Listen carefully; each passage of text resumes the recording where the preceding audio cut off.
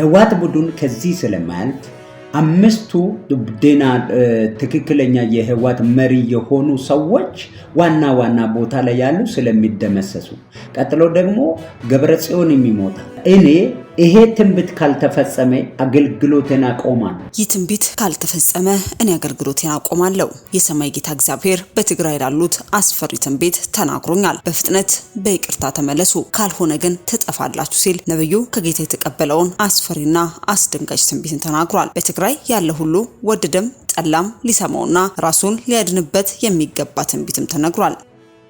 በመታደርጉት ውጊያ ህወሓት ይደመሰሳል። ይህ የመጨረሻ ነው። ደብረጽዮን ሆይ ስማ፣ በፍጥነት ተመለስ። እምቢ ካልክ እግዚአብሔር በሞት ይቀጣሃል። የትግራይ እናቶች እግዚአብሔር እንዲህ ይላል በማለትም ነብዩ ከሰማዩ ጌታ እግዚአብሔር የተቀበለውን አስፈሪ ትንቢትን ተናግሯል። ጌታ ለኢትዮጵያ መከላከያና ለህወሓት ያስተላለፈው አስቸኳይ መልእክት ምን ይሆን? ለትግራይ መሪዎችስ የተነገረው ወደዱም ጠሉም ሊሆንባቸው ያለ አስደንጋጭ እውነታስ ምን ይሆን? የሚሉትን ቃል በቃል ይዘንላችኋል። ታርሙሳላችሁ።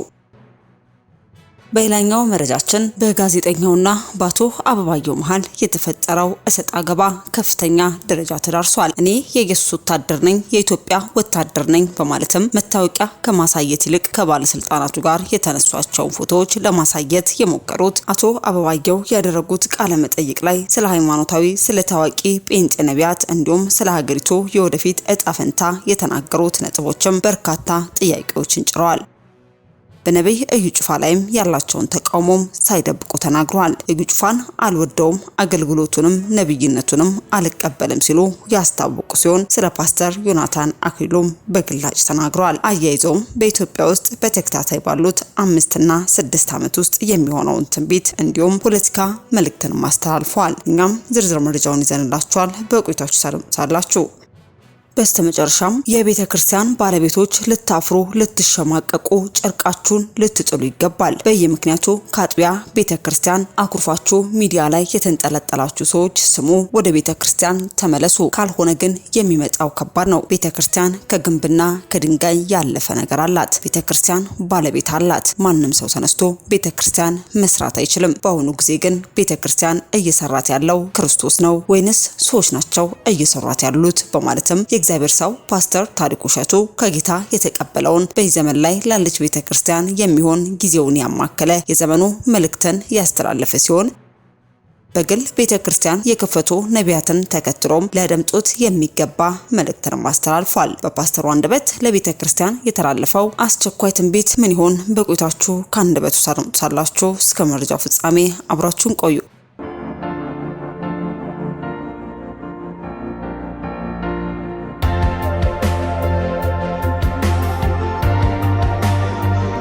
ወደ መረጃዎቻችን ከማለፋችን አስቀድመን በመዲናችን አዲስ አበባ ላይ እየተፈጠረ ያለው እጅግ አሳፋሪና አጸያፊ እንዲሁም አሳሳቢ ወደ ሆነው ጉዳይ አለፍን። በአዲስ አበባ ከተማ የቤት ኪራይ ፈላጊዎች አከራዮች ቤት ከማከራየታቸው በፊት ሃይማኖታቸውን የመጠየቅና ከነሱ እምነት ጋር ካልተገጣጠመም የመከልከል አዝማሚያ እያሳዩ መሆኑን በከፍተኛ ምሬትና ቅሬታም እየገለጹ ነው። ይህ ድርጊት በአሁኑ ወቅት በማህበራዊ ሚዲያ መድረኮችና በተለያዩ የከተማዋ አካባቢዎች ላይም ሰፊ መነጋገሪያ ሆኗል።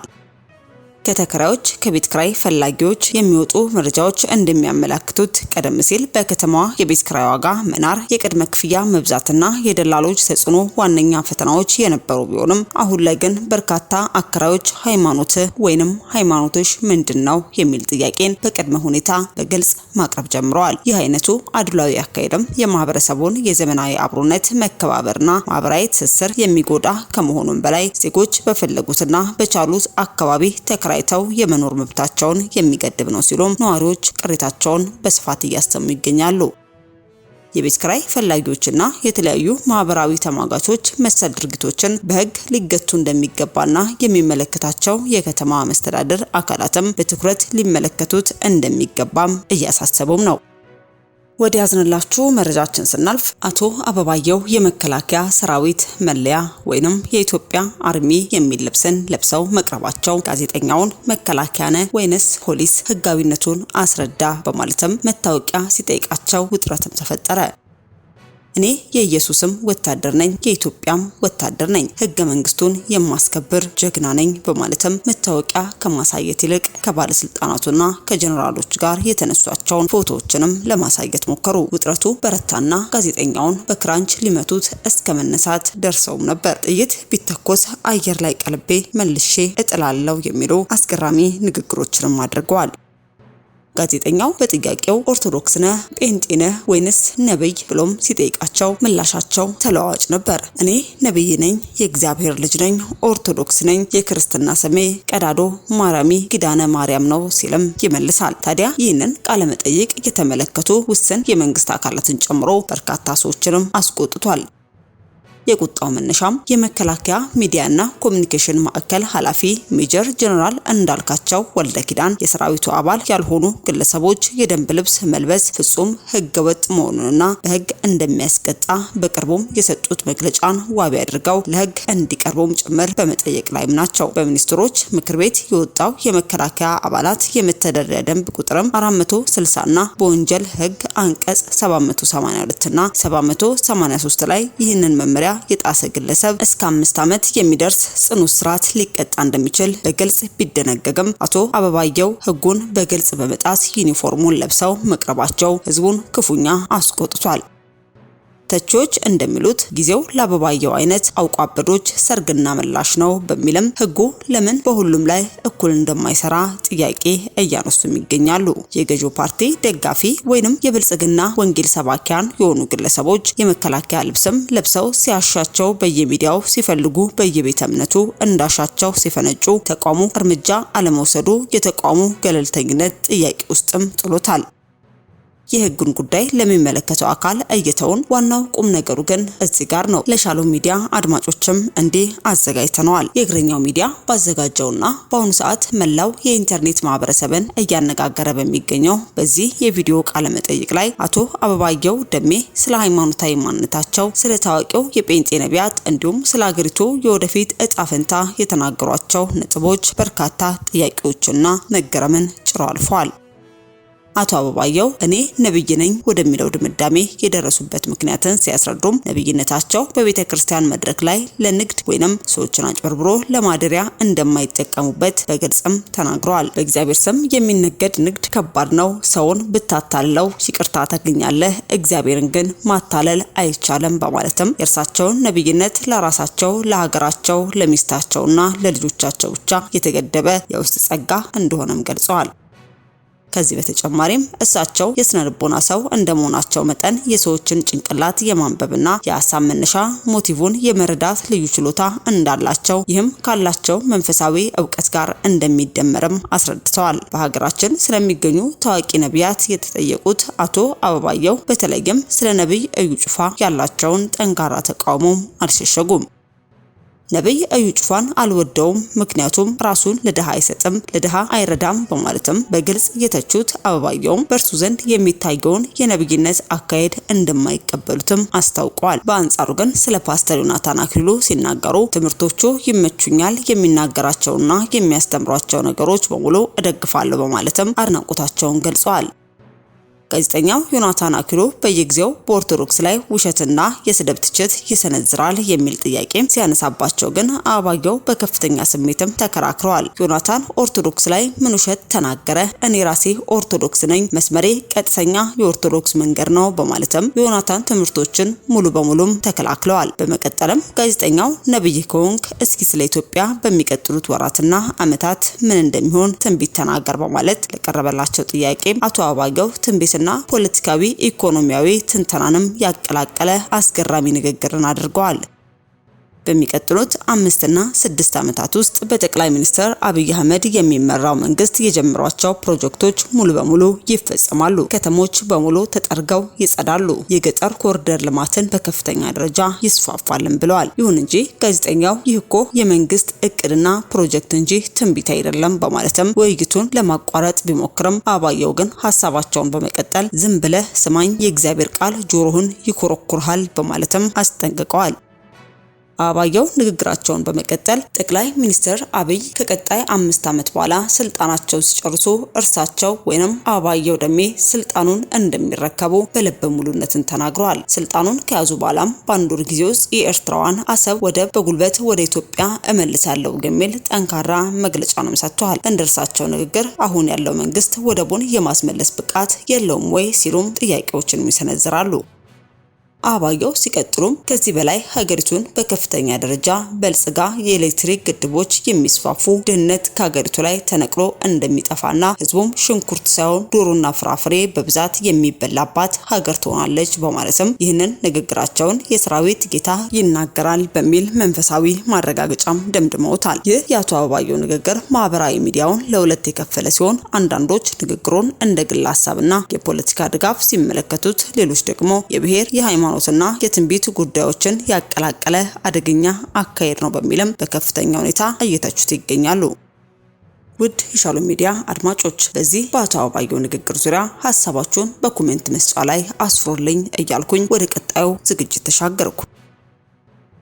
በእግዚአብሔር ሰው ነብይ መብራቱ ማቴዎስ አንደበት የተላለፈ አስቸኳይና አስደንጋጭ ትንቢታዊ መልእክት። እግዚአብሔር አምላክ ስለ ትግራይ ክልል አስቸኳይ ማስጠንቀቂያና መልእክት ልኳል። ነብዩ ከጌታ የሰማውን የተቀበለውን መልእክትም ቃል በቃልም ተናግሯል። በመልእክቱ እንዳለውም ከሆነ ትግራይ አካባቢ ያላችሁ ልብ ብላችሁ ስሙ። ጌታ እንዲህ ይላል፣ በዚህ በምታደርጉት ውጊያ ላይ ህወሓት ይደመሰሳል። ይቅርታን ተቀብሎ ቢመለስ መልካም ነው። ምክንያቱም ከዚህ ውጊያ ስለማያልፍ የትግራይ እናቶችና አባቶች ከዚህ ውጊያ በኋላ ሌላ ውጊያ አይኖርም፣ ይህ የመጨረሻ ውጊያ ነው ብሎ ተናግሮኛል። ስለዚህ ህወሓት የመጨረሻው ስለሆነ 5ቱ የህወሓት መሪዎች ዋና ዋና ቦታ ላይ ያሉ ስለሚደመሰሱ እንዲሁም ደብረጽዮንም ስለሚሞት ከዚህ ውጊያ ስለማያልፍ በከተማዋ ሰላም የሚሆነው ከዚህ ውጊያ በኋላ ነው ይላል። ይቅርታውን ተቀብለው ካልተመለሱ ህወሓት ሙሉ በሙሉ ይደመሰሳል። ትግራይ ከጦርነት በኋላ ትታደሳለች፣ የፈረሰው ቅጥሯም ይታደሳል። ስለዚህ የትግራይ ሰዎች ጸልዩ፣ እግዚአብሔር ወደ ቤታችሁ የሚመጣውን መቅሰፍት እንዲመልስም በእግዚአብሔር ፊት ወድቁ። ደብረጽዮን እጅህን ብትሰጥ ጥሩ ነው፣ ብትመለስ ጥሩ ነው፣ ካለበለዚያ ከዚህ ውጊያ አታልፍም። ይህ ትንቢት ደግሞ ካልተፈጸመ እኔ የእግዚአብሔር ሰው አይደለሁም፣ አገልግሎቴን አቆማለሁ በማለትም ከጌታ የተቀበለውንም ተናግሯል። ታዲያ በትግራይ ያላችሁ ቅዱሳንም የከበደና የባሰ ነገር ከመምጣቱ በፊት በእግዚአብሔር ፊት በንስሐ ውደቁ ለማለት ወደድን።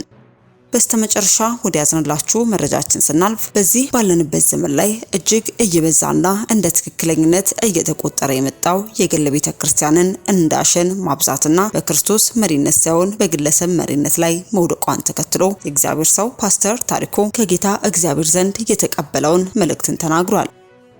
ፓስተሩ ከቤተ ክርስቲያን የወጣችሁ መሪዎች ተመለሱ፣ ካልሆነ ግን የሚሆነው ይከብዳል በማለት ነቢያቶች በሰራችሁት ጸያፍ ስራ ልብሳችሁን ልትቀዱ ይገባል ሲልም መልእክቱንም አስተላልፏል። ፓስተሩ ምን ሲል መልእክትን አስተላለፈ? ለግል ቤተ ክርስቲያን የተነገረው አስቸኳይ መልእክትስ ምን ይሆን? ከአንደበቱ እንድታረምጡ ጋበዝን። እንግዲህ ዛሬ በብዙዎች ዘንድ ቤተክርስቲያን ሲባል ቶሎ ወደ አእምሯቸው የሚመጣ የሚታወሳቸው ነገሮች እንዳሉ እሙን ነው። ለምሳሌ ህንጻው ወደ ሰዎች አእምሮ ይመጣል ማለት ለጸሎት የምንሰበሰብበት ቦታ፣ ለጸሎት በምንሰበሰብበት አዳራሽ ውስጥ የሚደረገው የአምልኮ ስርዓት ሊመጣላቸው ይችላል። ከዛ ከፍ ያለ ደግሞ ቤተክርስቲያን ሲባል ሰዎች ቤተ እምነት ወይም ድርጅት ትዝ ሊላቸው ይችላል። ነገር ግን በመጽሐፍ ቅዱስ ውስጥ ቤተክርስቲያን ከዚያ የላቀ ትርጉም አላት፣ ከዚያ የሰፋ ትርጉም አላት። ይሄንን መረዳት እንደ አማኝ በጣም አስፈላጊ ነገር ነው። ቤተክርስቲያን ክርስቶስ የእርሱ እንድትሆን፣ ይሄን በደንብ ስሙ። ቤተክርስቲያን የምትባለው ነገር ክርስቶስ የእርሱ እንድትሆን፣ 1 እርሱን እንድታመልክ፣ 2 አብራ እንድታገለግል፣ አብራ በህብረት አንድ ላይ ሆና። ስለዚህ ሰዎች ከዳኑ በኋላ በየሜዳው መቀመጥ አይችሉም። ወደ ቤተክርስቲያን መጨመር ያለባቸው፣ በአካል ወደ ቤተክርስቲያን መምጣት ያለባቸው በዚህ ምክንያት ነው። አብራ እርሱን እንድታገለግል ከዓለም የተጠራ ህዝብ ናት። ህንፃ አይደለችም፣ የዲኖሚኔሽን ስም አይደለችም፣ የዲኖሚኔሽን መዋቅር አይደለችም፣ በጸሎት ቤት ውስጥ የሚደረግ ስርዓት አምልኮም አይደለችም። ህዝቡ ነው። ምን አይነት ህዝብ ያላችሁ እንደሆነ የጌታ እንዲሆን የተጠራ፣ እርሱን እንዲያመልክ የተጠራ፣ አብሮ እርሱን እንዲያገለግል። ስለዚህ ቤተክርስቲያን የእርሱ ናት፣ እርሱን ታገለግላለች፣ እርሱን ታገለግላለች፣ እርሱን ታመልካለች። ቤተክርስቲያን የምትባለው ይችላል። ማቴዎስ ወንጌል ምዕራፍ 16 ቁጥር 18 ላይ ጌታ ኢየሱስ የተናገረው ቤተክርስቲያኔን የኔ ነው ያለው። ስለዚህ ቤተክርስቲያን ባለቤት አላት ማለት ነው። ቤተክርስቲያን ባለቤት አላት። ቤተክርስቲያን ባለቤቷ ራሱ ጌታችን ኢየሱስ ክርስቶስ እንጂ ሌላ የቤተክርስቲያን ባለቤት ሊሆን የሚችል አካል የለም ማለት ነው። ለምንድን ነው እሱ እንደዚህ የምንለው? የመጀመሪያ ምክንያት ክርስቶስ የቤተክርስቲያን ሰሪዋ ስለሆነ ቤተክርስቲያን ባለቤቷ ክርስቶስ ነው የምንልበት በዚህ በማቴዎስ ወንጌል ምዕራፍ 16 ቁጥር 18 መሰረት ተመልከቱ እንደሚል አንተ ጴጥሮስ ነህ፣ በዚህ ዓለት ላይ እኔ ቤተክርስቲያኔን ምን አደርጋለሁ? እሰራለሁ ይላል። እኔ ቤተክርስቲያኔን እሰራለሁ ይላል ኢየሱስ። እናንተ ቤተክርስቲያን ትሰሩልኛላችሁ አላለም፣ ወይም ቤተክርስቲያኔን ትሰራላችሁ አላለም። ማንም ሰው ቤተክርስቲያንን መስራት አይችልም። ቤተክርስቲያንን የሚሰራት እሱ ነው። ነገር ግን ቤተክርስቲያኔን እሰራለሁ ነው ያለው። አሁን በጣም መታወቅ ያለበት ነገር ምንድነው? የክርስቶስን ቤተክርስቲያን ሰዎች ናቸው እየሰሯት ያሉት ወይስ ክርስቶስ ነው እየሰራት ያለው የሚለው ነገር በጣም ልብ ሊባል የሚገባው ነገር ነው። በተለይ በቤተክርስቲያን ውስጥ የምናገለግል ሰዎች፣ ቤተክርስቲያንን የምንመራ ሰዎች አንድ ማወቅ ያለብን ነገር አለ። እኛ አገልጋዮች እንጂ ባለቤቶች አይደለን። ቤተክርስቲያን አጥቢያ ቤተክርስቲያናት በስማችን ሲሰየሙ የፓስተር እንትና ቸርች፣ የነብይ እንትና ቸርች፣ የሐዋርያው እንትና ቸርች ሲባል በጣም መሸማቀቅ፣ ማዘን፣ ጨርቃችንን ቀደን ህዝቡን ተሳስተሃል ማለት መቻል አለብን። ለምን? ቤተክርስቲያን ባለቤቷ ክርስቶስ ስለሆነ። ምን ማለት ነው? ይሄ ማለት ያላችሁ እንደሆነ ቤተክርስቲያን የምትባለው ወይም ቤተክርስቲያን የምትጀምረው በእኛ ስብከት ሳይሆን በእኛ ትምህርት ሳይሆን በክርስቶስ የማዳን ስራ ነው። በክርስቶስ የማዳን ስራ ነው። this is very remarkable። ልብ በሉ። ክርስቶስ ቤተክርስቲያኔ የሚለው በክርስቶስ ማንነትና በክርስቶስ የማዳን ስራ አምነው የዳኑ ሰዎችን ስብስብ ነው። this is very remarkable። ይሄ በጣም ሊሰመርበት የሚገባ ነገር ነው። ሁለት ነገር ልብ በሉ። በክርስቶስ ማንነትና በክርስቶስ የማዳን ስራ አምነው የዳኑ ሰዎች። ብዙ ጊዜ ሰዎች በክርስቶስ የማዳን ስራ ብቻ ስላመኑ የሚዱን ይመስላቸዋል። መጽሐፍ ቅዱስ እንደሱ አስተምር። ዮሐንስ ወንጌል ምዕራፍ 21 የእግዚአብሔር ቃል የሚነግረን ኢየሱስ እርሱ ክርስቶስ የእግዚአብሔር ልጅ እንደሆነ ታምኑ ዘንድ አምናችሁም በስሙ ትድኑ ዘንድ ነው። ዘመዶቼ ጌታችን ኢየሱስ ክርስቶስን ማንነት በተዛባ ሁኔታ እየተረዳን የጌታችን ኢየሱስ ክርስቶስን ማንነት ቅዱስ ቃሉ ከሚያስተምረው ውጪ እየተረዳን በመስቀል ላይ ሞቶ እሱ አድኖኛል የምንል ከሆነ የትኛው ክርስቶስ ነው? የትኛው ክርስቶስ ነው? መጽሐፍ ቅዱስ የሚነግረን ክርስቶስ አምላክ ሰው የሆነውን ክርስቶስ ነው። አምላክ ሰው የሆነውን ክርስቶስ ነው። ወደፊት በዚህ ርዕስ ላይ በስፋት ስለምናገር ብዙ አልገባበትም። ግን ቤተክርስቲያን የምትባለው እንግዲህ ቤተክርስቲያን ጌታ ኢየሱስ ቤተክርስቲያን የሚላት መሰረቷ የክርስቶስ የማዳን ስራ ነው። አንድ ሁለተኛ ቤተክርስቲያን የሚላት ክርስቶስ በክርስቶስ ስልጣንና በክርስቶስ ኃይል እንጂ በሰው ጥረት ብቻ የምትቆም በሰው ጥረት ብቻ የምትገለገል አይደለችም። ቤተክርስቲያን የሚላት ጌታችን ኢየሱስ ክርስቶስ ወይም የጌታ ቤተክርስቲያን የምንላት በክርስቶስ ስልጣንና በክርስቶስ ኃይል ልብ በሉ። የክርስቶስ ስልጣን በውስጧ ያለ፣ የክርስቶስ ስልጣን በውስጧ የሚሰራ፣ የክርስቶስ ኃይል የትንሣኤው ኃይል በውስጧ የሚሰራ እሰራታለሁ ነው ያለው ቤተክርስቲያን።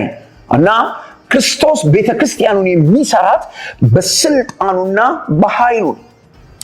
ከዚህ በተጨማሪ ቤተክርስቲያን የምትቆመው በሰው ማንነት፣ በባህል ወይም በወግ ሳይሆን በክርስቶስ ኢየሱስ ደም አማካኝነት ነው።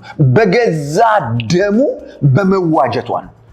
እንግዲህ የክርስቶስ ናት ቤተክርስቲያን ወይም የቤተክርስቲያን ሰሪ ክርስቶስ ነው የምንልበት አይነተኛው ምክንያት ክርስቶስ በደሙ የገዛቸው ህዝቦች ስብስብ ስለሆነች ነው። ስለዚህ የቤተክርስቲያን ማንነቷ ይህንን ነው የሚመስለው ዘመዶቼ። ቤተክርስቲያንን በዚህ ልክ ያልተገነዘቡ ሰዎች፣ ቤተክርስቲያንን በዚህ ልክ ያልተረዱ ሰዎች ከቤተክርስቲያን ጋር ሲጋጩ ከባለቤቷ ጋር አብረው ይጋጫሉ። ቤተክርስቲያን ሌላኛው የመጀመሪያ ያነሳ ነው ክርስቶስ የቤተክርስቲያን ሰሪ ነው ያለው። ሁለተኛው ቤተክርስቲያን የእግዚአብሔር ሕዝብ ናት። እግዚአብሔር ሕዝቤ የሚላት ናት። አዲስ ኪዳን ቤተክርስቲያንን የክርስቶስ አካል ይላል። ሕዝብ ስንል ዝም ብሎ ሕዝብ አይደለም። ይሄ ቤተክርስቲያን የተባለችው ተብላ የምትጠራው የክርስቶስ አካል የእግዚአብሔር ሕዝብ የተባለችው የክርስቶስ አካል የሆነች ናት። እቺን ቤተክርስቲያን መጽሐፍ ቅዱስ ወይም ይሄንን የእግዚአብሔርን ሕዝብ በኤፌሶን መጽሐፍ ምዕራፍ 2 ቁጥር 19 እስከ 22 ላይ የእግዚአብሔር ቤተሰቦች ናችሁ ይላል። እግዚአብሔር ስሙ ለዘላለም የተባረከ ይሁን። የእግዚአብሔር ቤተሰቦች ናችሁ በማለት ይነግረናል። እስቲ ኤፌሶን መጽሐፍ ምዕራፍ 2 ቁጥር 19 እስከ 22ን አብረን እናንብብ። እንዲህ ይላል፣ ከዚህ የተነሳ ይላል። ከዚህ የተነሳ የሚለው ቁጥር 14 እስከ ቁጥር 18 ያለውን ሐሳብ በማብራራት ነው። ቁጥር 14 እስከ 18 ያለው ሐሳብ ምን ብሎ ነው የሚናገረው? ሁለቱን አንድ ያደረገ ማንንና ማንን? አይሁድንና አህዛብን። አይሁድ የእግዚአብሔር ሕዝብ ናቸው። ልብ በሉ፣ አይሁድ የእግዚአብሔር ሕዝብ ናቸው። አህዛብ የእግዚአብሔር ሕዝብ አልነበሩ። የአሕዛብ የእግዚአብሔር ሕዝብ አልነበሩም። ቤተ መቅደሱም የመቅደሱም ስርዓት የአምልኮም ስርዓት የክህነት አገልግሎትም መስዋዕትም ለነሱ አልተሰጠም። ተስፋው ወይም የተስፋውም ቃል ኪዳን ለአሕዛብ አልተሰጠም። የተሰጠው ለአይሁድ ነው። ለአይሁድ ነው። ስለዚህ አይሁድ የእግዚአብሔር ሕዝብ ተብለው ይታወቃሉ። ብሉይ ኪዳንን ስናጠና በስፋት እንደምናገኘው እግዚአብሔር ሕዝቤ ብሎ ነው የሚጠራው የእስራኤልን ሕዝብ ማለት ነው። አሕዛብ ከዚህ ውጭ ነበሩ። የትኛውም የሃይማኖት ድርጅት ሰዎችን የእግዚአብሔር ሕዝብ ሊያደርጋቸው አይችልም። ስለዚህ እግዚአብሔር ቃል ምን ብሎ ይነግረናል? በአይሁድና በአሕዛብ መካከል ልዩነት ነበር። ልዩነቱን ከፈጠረው ነገር መካከል አንዱ አይሁድ የተቀበሉት ትእዛዝና ሕግ ነው። አሕዛብ አልነበራቸው። ስለዚህ ጌታችን ኢየሱስ ክርስቶስ በመስቀል ላይ በሁለቱ መካከል ልዩነት ፈጥሮ የነበረውን የጥል ግድግዳ ሕግን ከትእዛዛቱና ከስርዓቱ ጋር በስጋው ባደረገው መስዋዕትነት ወይም በመስቀል ላይ በከፈለው ዋጋ ሻረው። ለምንድን ነው የሻረው ያላችሁ እንደሆነ አይሁዳውያን በሕጉ በመስዋዕቱ በስርዓቱ ወደ እግዚአብሔር ይቀርቡ ነበር። አሕዛብ ግን ሕጉ ስለሌላቸው፣ መስዋዕቱ ስለሌላቸው፣ ስርዓቱ ስለሌላቸው ወደ እግዚአብሔር መቅረብ አይችሉም ነበር። ጌታችን ኢየሱስ ክርስቶስ በመስቀል ላይ ከሰራው ስራ የተነሳ አሕዛብም አይሁድም ወደ እግዚአብሔር የሚቀርቡበት መንገድ ጌታ ኢየሱስ ክርስቶስ ብቻ ሆነ። አበቃ። ቅዱስ ቃሉ የሚናገር ይህንን እናስ አይሁድንና አሕዛብን አስታረቃቸው። የእግዚአብሔር ስም ለዘላለም የተባረከ ይሁን። አይሁድንና አሕዛብን አስታረቃቸው። ይሄ ብቻ አይደለም። በአንድ መንፈስ ወይም ሁሉም አሕዛብም አይሁድም በአንዱ በእግዚአብሔር መንፈስ ቅዱስ አማካኝነት ወደ እግዚአብሔር መቅረብ፣ ወደ እግዚአብሔር መምጣት እንዲችሉ። ልብ በሉ፣ አሁን በመስዋዕት አይደለም፣ አሁን በቤተ መቅደስ ስርዓት አይደለም፣ አሁን ሕግን በመጠበቅ አይደለም። በክርስቶስ ኢየሱስ በማመን በመንፈስ ቅዱስ አማካኝነት ወደ እግዚአብሔር ይቀርባሉ። ማናማ? አሕዛብና አይሁድ በአንድ ላይ። ስለዚህ አሕዛብ መጀመሪያ ተገልለው ከነበረበት ወይም ይካፈሉበት ካልነበረው የእግዚአብሔር ሕዝብነት አሁን ወደ እግዚአብሔር ሕዝብነት መጥተዋል። ለዚህ ነው ቁጥር 19 ይላል ከዚህ የተነሳ ይላል። ከምን የተነሳ? ከጌታችን ከኢየሱስ ክርስቶስ የመስቀል ስራ የተነሳ እናንተ ከቅዱሳን ጋር የአንድ አገር ዜጋ፣ እግዚአብሔር ስም የተባረከ ይሁን፣ የአንድ አገር ዜጋ የእግዚአብሔርም ቤተሰብ አባል ናችሁ እንጂ ከእንግዲህ ወዲህ መጻተኞችና እንግዶች አይደላችሁም። በሐዋርያትና በነቢያት መሰረት ላይ ታንጻችኋል። የማዕዘኑም ራስ ድንጋይ ክርስቶስ ኢየሱስ ራሱ ነው። በእርሱ ሕንፃ ሁሉ አንድ ላይ ተጋጥሞ በጌታ ቅዱስ ቤተ መቅደስ እንዲሆን ያድጋል። እናንተ ደግሞ እግዚአብሔር በመንፈሱ የሚኖርበት ማደሪያው ትሆኑ ዘንድ አብራችሁ እየተገነባችሁ ነው። ከማን ጋር? ከአይሁድ ጋር አብራችሁ እየተገነባችሁ ነው። በጣም የሚገርም ነገር ነው መጽሐፍ ቅዱስ የሚናገረው። በጣም የሚገርም ነገር ነው መጽሐፍ ቅዱስ የሚናገረው። ስለዚህ ቤተክርስቲያን አዲስ ኪዳን እንደሚነግረን ይቺ ቤተክርስቲያን የክርስቶስ አካል ናት፣ የእግዚአብሔር ቤተሰቦች ናቸው ይላል። እግዚአብሔር አባታችን ነው። በክርስቶስ ኢየሱስ አምነው ለዳኑ አይሁድም ሆኑ አሕዛብ እግዚአብሔር የሚያስተዳድረው የዛ ቤት አባላት ናቸው። የእግዚአብሔር ሕዝብ የሚባሉ ሰዎች ክርስቶስ ለዚህ ሕዝብ ራስ ነው ብሎ መጽሐፍ ቅዱስ ይነግረናል። የማዕዘኑ ራስ በሆነ በክርስቶስ ላይ ታንጻችኋልና መንፈሳዊ መቅደስ በመሆን ትሰራላችሁ ይላል። ልብ በሉ፣ መንፈሳዊ መቅደስ በመሆን ትሰራላችሁ ይላል። የሐዋርያቱ ትምህርት ነው። በነገራችሁ ላይ እዚህ ሐዋርያትና ነቢያት የሚለው የብሉይ ኪዳንን ነቢያት አይደለም፣ የአዲስ ኪዳንን ነቢያት ነው እዚህ የሚያወራው። የአዲስ ኪዳን ነቢያት፣ የአዲስ ኪዳን ሐዋርያት ያስተማሩት የሰበኩት እውነት ይሄ ነው። የሰበኩት እውነት ይሄ ነው። በክርስቶስ ኢየሱስ ሞትና ትንሣኤ፣ በክርስቶስ የቤዛነት ሥራ ያመኑ ሰዎች ሁሉ የእግዚአብሔር ቤተሰብ ሆነዋል። ቤተክርስቲያን የምትባለው ይህች ናት ነው ያሉት አማኞች ቅዱሳን ከሆኑት ጋር ወይም እግዚአብሔር ቅዱስ ሕዝብ ብሎ ከለያቸው ጋር አብረው ዜጎችና የእግዚአብሔር ቤተሰቦች በጌታም ቅዱስ ለመሆን የሚያድጉ ተብለው በዚህ አሁን ባነሳን የመጽሐፍ ቅዱስ ክፍል ላይ ተገልጸዋል። ስለዚህ ቤተክርስቲያን የምትባለው በሳምንት አንድ ቀን የምንጎበኘው ቦታ አይደለም ማለት ነው። በሳምንት አንድ ቀን ፕሮግራም ለመካፈል የሆነ ነገር ፈልገን የምንሄድበት ቪዚት የምናደርገው ቦታ ሳይሆን በጸጋና በእምነት ዘመዶች ይሄን በደንብ ስሙኝ፣ በጸጋና በእምነት የምንገኝባት የእኛነታችን መገለጫ ማህበረሰብ ናት። የእኛነታችን መገለጫ ማህበረሰብ ናት። እኛ ማንን? የእግዚአብሔር ቤተሰብ አባላት። እኛ ማንን? የእግዚአብሔር ልጆች። እኛ ማንን? የክርስቶስ አካል ክፍሎች ወይም ብልቶች ነን። መጽሐፍ ቅዱስ ይህን ያስተምራል። ቤተክርስቲያን የምትባለው ይህች ናት። ጌታችን የኢየሱስ ክርስቶስ ቤተክርስቲያን ስንል ቅዱስ ቃሉ በዚህ ልክ ነው የሚገልጣት። ሌላኛው ቤተክርስቲያን ለእውነትና ለህብረት የምትሰበሰብ ነች። ጌታችን ኢየሱስ ክርስቶስ ቤተክርስቲያን የሚላት ለእውነትና ለህብረት የምትሰበሰብ ነች። ፊዚካሊ የምትሰበሰብ ነች። በደንብ አድርጋችሁ ስሙ። በአካል የምትሰበሰብ ነች ለእውነትና ለህብረት። በዚህ በአንደኛው ክፍለ ዘመን በሌላ ጊዜ በስፋት መጣበታለሁኝ። በዚህ በአንደኛው ክፍለ ዘመን ቤተክርስቲያንን ከገጠማት ተግዳሮት ወይም ቤተክርስቲያንን እያፈረሳት ካለ ነገር መካከል አንዱ ምንድነው ካላችሁኝ፣ ሰዎች በቤተክርስቲያን ውስጥ በአካል ለመገኘት አለመፈለጋቸው። እንደውም ቤተክርስቲያንን የሚፈልጓት ከሷ የሚገኘውን ምርት፣ ከሷ የሚገኘውን ጥቅም ለመፈለግ እንጂ ህብረት ለማድረግ አይደለም። እንዲህ አይነቷ ቤተክርስቲያን የኢየሱስ ክርስቶስ ቤተክርስቲያን አይደለች። ስለዚህ ሰዎች አሁን ወደ ጸሎት ቤት ሲሄዱ ወይም ወደ አዳራሹ ሲሄዱ፣ ቪዚት ሊያደርጉ ሲሄዱ የሚሄዱት ፈውስ ካለ፣ ትንቢት ካለ፣ ትምህርት ካለ፣ ስብከት ካለ ነው እንጂ ወንድማቸውን ፈልገው እህታቸውን ፈልገው ፌሎሺፕ ለማድረግ ህብረት ለማድረግ አይገናኙም። አሁን እንደው ሶሻል ሚዲያ የተባለው ነገር ስለመጣ ሰዎች በቤተክርስቲያን ውስጥ መገኘት አይፈልጉም፣ አያስፈልጋቸው። በጣም ብዙ ሰዎች በቃ ቤቴ ቁጭ ብዬ በአይነቱ አሁን እኔ እንደማደርገው ማለት ነው በዚህ በሶሻል ሚዲያ በዩቲዩብ በምናምን የሚገኘውን አገልግሎት እካፈላለሁ። አስፈላጊ ሲሆን ቲክታክ ላይ ገብቼ ደግሞ ሐሳብ እየሰጠው ከፈለኩ እየተሳደብኩ ማን ይጠይቀኛል? ማን መሆኔን ማን ያውቃል? እንደፈለኩ ሆናለሁ ብለው ሰዎች የሚኖሩበት ሁኔታ ነው ያለው። ስለዚህ ቤተክርስቲያን ማንነቷ በልዩ ልዩ መንገድ እየፈረሰ ነው ያለው።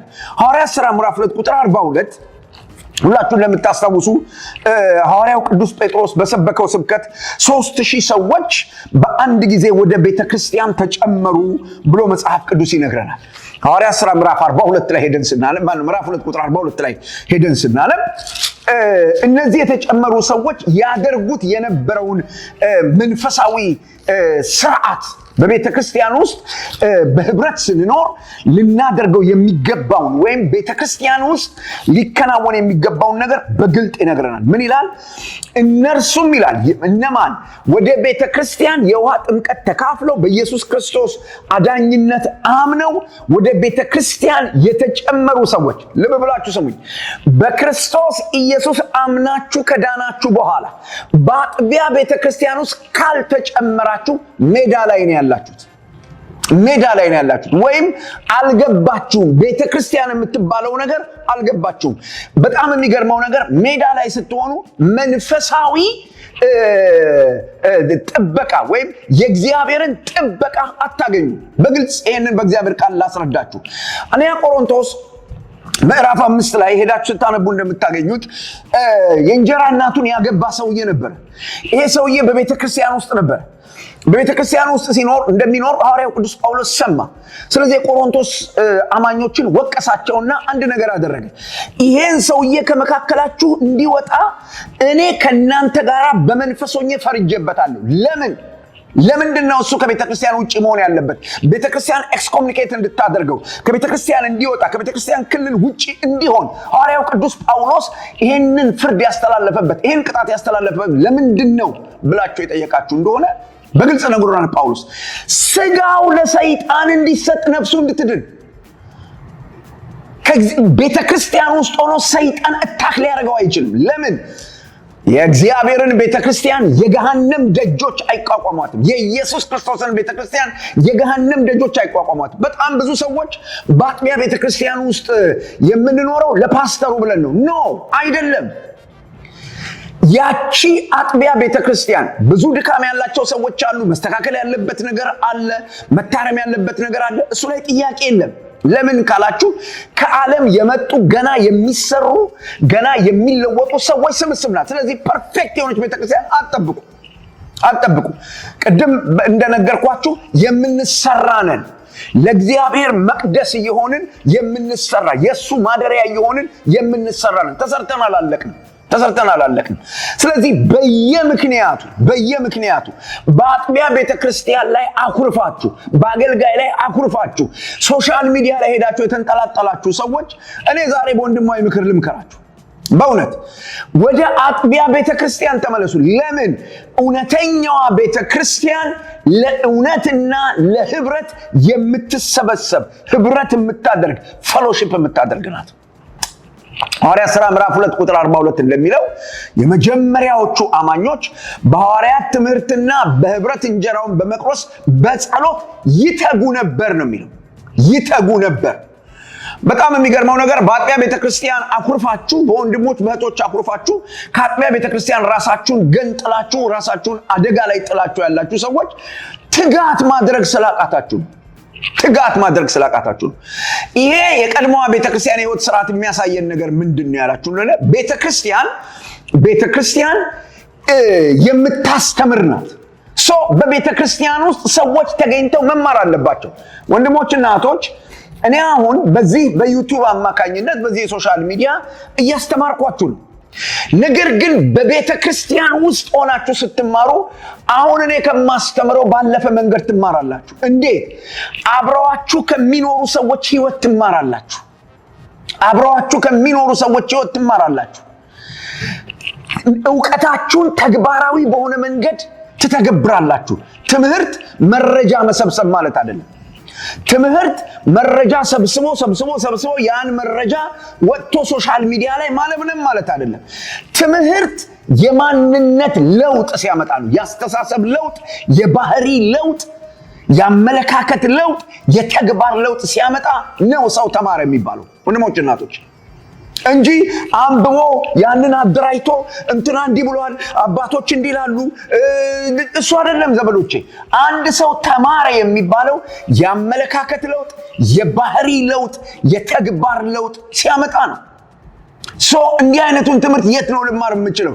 በቤተ ክርስቲያን ውስጥ። ልበሉ በሐዋርያት ሥራ መጽሐፍ ምዕራፍ 2 ላይ የምናገኛቸው እነዚህ አማኞች ቀጥሎ በቤተ ክርስቲያን ሐዋርያቱ ያስተምሯቸው በነበረ ትምህርት አማካኝነት አመለካከታቸው ተለወጠ።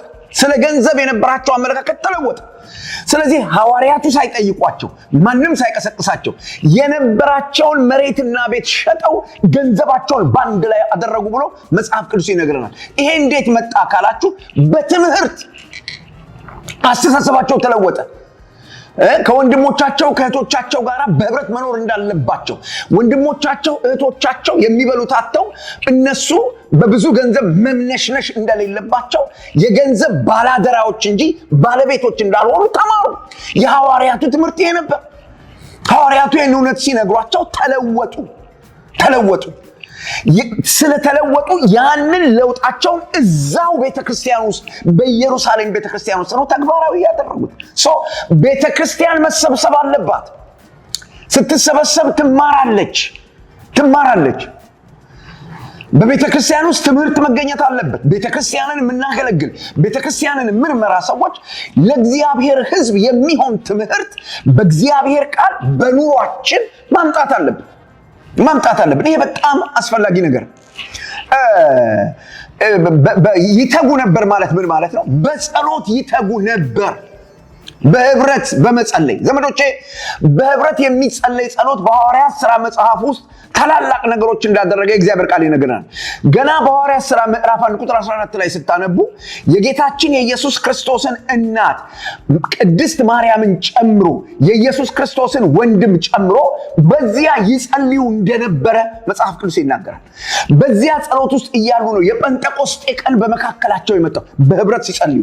ከዚያስ ሐዋርያት ሥራ ምዕራፍ 2 የእግዚአብሔር መንፈስ ወደ እነሱ ከመጣ በመንፈስ ቅዱስ ኃይል ከተሞሉ በኋላ የወንጌል ምስክርነት ሲመሰክሩ ሐዋርያት ሥራ ምዕራፍ 3 ዮሐንስና ጴጥሮስ ሽባ ሰው በእጃቸው ላይ ተፈወሰ።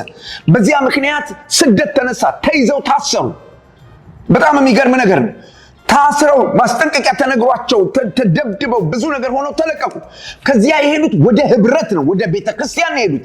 ወደ ቤተክርስቲያን ሄደው በአንድነት አቤቱ ወደ ዛቻዎቻቸው ተመልከት ብለው ጸለዩ ይላል እና በብላቴና በኢየሱስ ክርስቶስም ድንቅና ተአምር ማድረግን ቀጥል ብለው በህብረት ጸለዩ። ቤተክርስቲያን ትጸልያለች። ኦፍ ኮርስ አሁን በሶሻል ሚዲያ ጸሎት ንግድ ሆኗል። ቤተክርስቲያን እንዳትጸልይ የሚያደርጉ በየሶሻል ሚዲያው የተቀመጡ ጠንቋዮች እንዳሉ አውቃለሁ። እደግመዋለሁ ይህን ንግግሬ። ቤተክርስቲያን እንዳትጸልይ፣ አማኞች እንዳይጸልዩ፣ አማኞች ከእግዚአብሔር ጋር በጸሎት ህብረት እንዳያደርጉ፣ እኔ ጸልይልሻለሁ ይታየኛል የሚሉ ሰዎች መጥተዋል።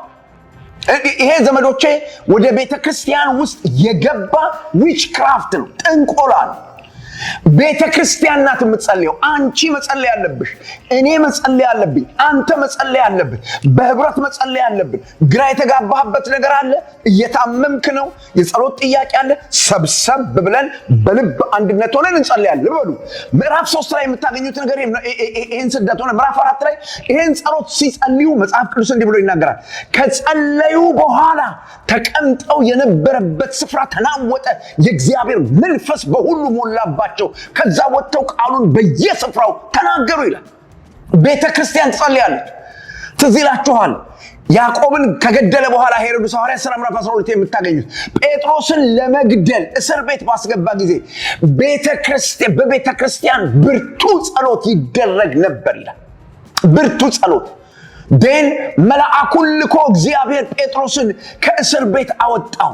ያቺ ቤተክርስቲያን የተሰበሰበችው እነ ማርቆስ ቤት ውስጥ ነበር። ለጴጥሮስ የምትጸልየዋ ቤተክርስቲያን የተሰበሰበችው እነ ማርቆስ ቤት ውስጥ ነበር።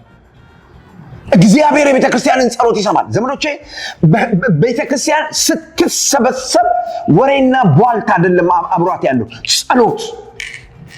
ለመጸለይ አብረን መሆን ያስፈልገናል። ይተጉ ነበር ይላል። የምትጸልይ